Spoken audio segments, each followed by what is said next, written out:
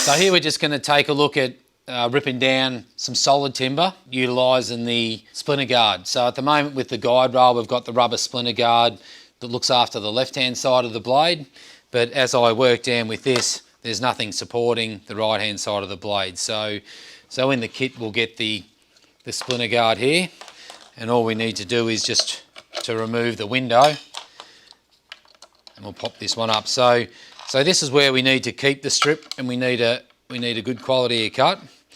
So we bring that down onto there and we drop that hard down onto our material and we lock that up. And when we look at the saw, now, you can see that the blade wants to cut its way in there. So we actually fit that to the blade.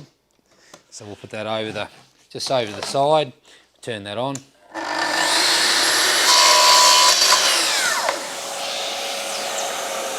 And that's just giving us that clearance so that we've got support on that right hand side of the blade. So that looks after that, and then the splinter guard will look after the other side.